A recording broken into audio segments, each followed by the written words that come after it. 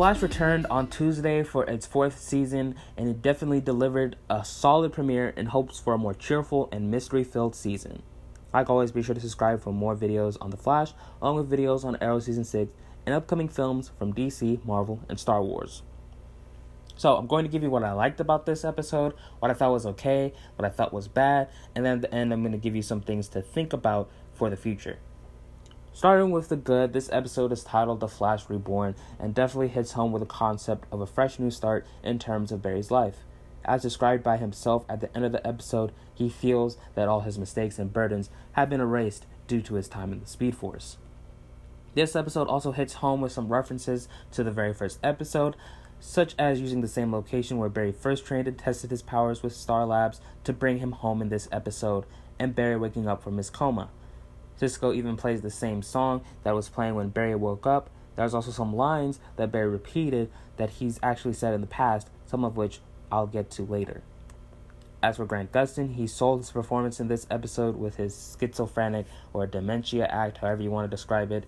I enjoyed watching him be not so much of Barry Allen in this episode. I wasn't expecting him to talk at all, but I'm glad that he did because he definitely threw out some Easter eggs, but it also added to the entire effect of him being out of place and all that. But besides from Barry, Cisco and Wally were loads of fun in this episode.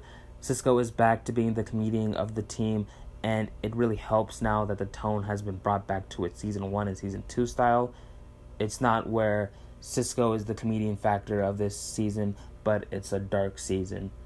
The comedic factor of Cisco adds to the season and helps the season thrive, if that makes any sense. The scene where Cisco is vulnerable and misses his best friend was the best.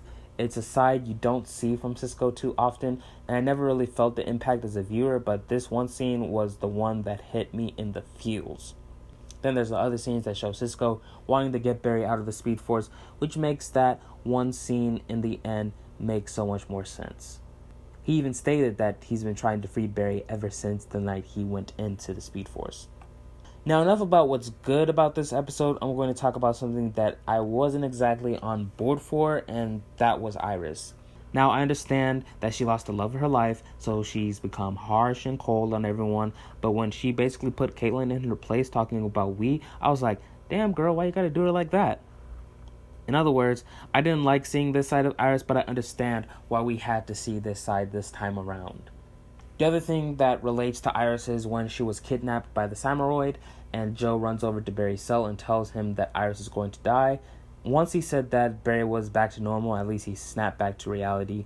For me, I was hoping for a different resolve than for Iris to be in danger, but Season 3 spent a majority of its time focusing on Iris' death, so when Barry heard Iris is going to die, it snapped him out of his weird little funk and brought him back to reality. And again, I understand the whole logic behind it. It's just we've seen this play out over and over again each season where Iris is in trouble and Barry's in some sort of funk or something. He snaps out of it because Iris is in danger. He saved the day. Yes, Iris is Barry's priority. He's always going to save her. I just want him to do something for himself at least. Something more intrapersonal, like how Oliver faced his problem with killing this year. I don't want to see Iris tell Barry, you can do it, Flash. I want Barry to overcome some struggle or adversary by himself with the help of Team Flash, obviously, but more of like, it didn't work this time, but I'm going to keep pushing and pushing and pushing and thinking outside the box, that sort of thing, not some motivational speech. Don't get me wrong, I'm not saying I don't want to see some of those motivational speeches. It's just that I want to see something different, and if the motivational speech is impactful, like it's a good one, then I'll go for it. But if it's not, it's just generic and bland, then I'm not all for it. As for something that was flat out bad, I really didn't like the new title card in the beginning of this episode. It was just terrible. They should have just used the same logo that they've used for the past 3 years with the red background if they wanted to be different. It looks too much like something you'd see in After Effects and not really a good one, like something an amateur would make or a downloadable template. The CW promos for episodes are even better than this new logo, and that's saying something. Now on to some of the things to think about for the future and some things that I wanted to expand upon. First up is the lines that Barry said when he was out of the Speed Force. It was touched on in this episode, but explained a lot during the hiatus that Barry has experienced in his life from start to finish, again and again and again and again. So the lines that he was saying were lines that he said before or he's going to say in the near future. Some of the lines was dialogue between Wells when he found out that Wells lied about the night the particle accelerated explosion in the first episode, and also when he met Oliver on the rooftop during that same episode. There was also something about him not killing anyone. He said, "I told you I didn't kill anyone. I'm innocent."